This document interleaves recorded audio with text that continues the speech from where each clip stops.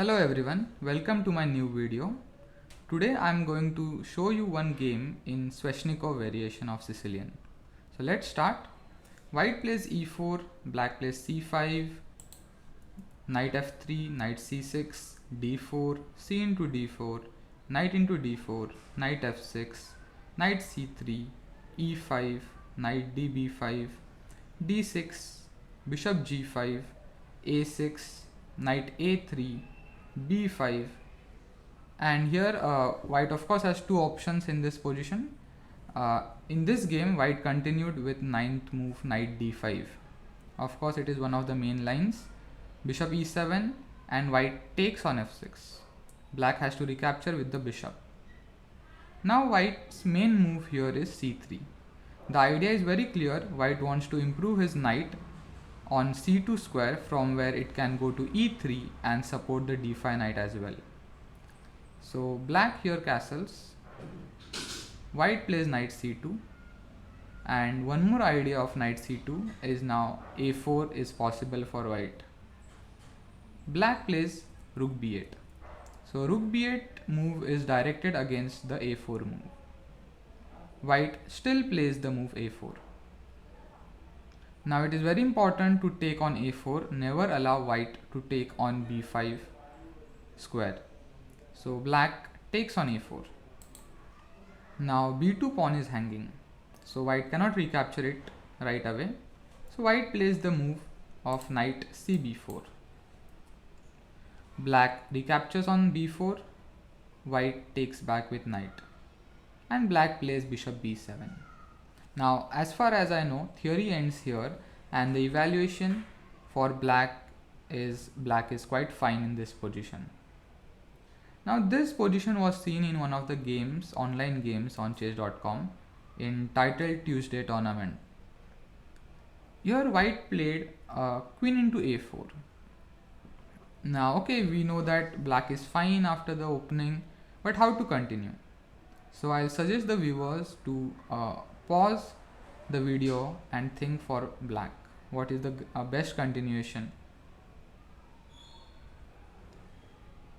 Okay, now if we think e4 is hanging, but bishop into e4, we can see that there is knight into a6, and after that move our e4 bishop as well as rook on b8, both pieces are hanging.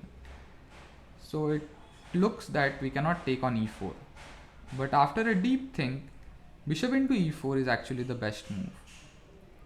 Let's see why. Knight into a6, and black completely ignores the threat of queen into e4 and plays rook into b2, sacrificing a piece. It's truly in the spirit of Sveshnikov. So queen into e4 and pawn to d5. Now black has very dangerous passed pawns. So now we will analyze some variations here. Let's see if white plays queen a4. After queen a4, black has e4 activating his bishop, and now c3 is a big weakness. If white goes and plays the moves like queen c6 to support the c3 pawn, we have again a fantastic move queen a8, and white is already losing here. So it's like a +6 position for black. The better reply is rook c1, which supports the c3 pawn, and I'll suggest viewers to stop again and try to find the best move for black. Okay, black has a fantastic resource, bishop into c3 check, sacrificing one more bishop, and after rook into c3, queen f6 is very strong, attacking f2 and c3 at a time. Rook c2 is the only move to support the f2, but after rook b1, king e2 and d4, white is dead lost. The position is like +8 for black. Let's go back. So we know that the c3 is weakness. So let's see what we should do after queen e3. Now c3 is protected, but we have bishop g5, and after queen moves we can play bishop d2 check. King d1 is the only move, and we can activate our queen with the pawn move d4. So we are trying to open up the file d file. So takes and queen h4. Now we can play rook d8 as well. Bishop e2, queen into f2, rook f1, queen into g2, and after this position is like plus 10 for black, and white is lost here. I want to make a point in this line. Let's go back. So this is the main position.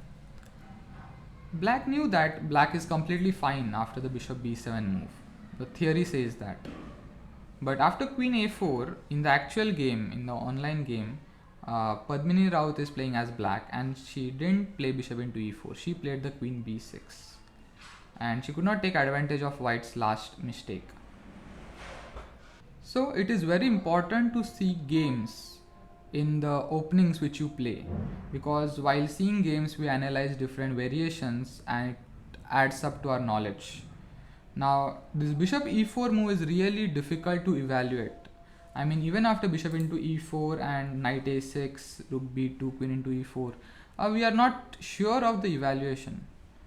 So only if you see many games in your opening, you will find the new ideas from both sides as well as mistakes done by both players. So I hope you liked the video. Thanks for watching.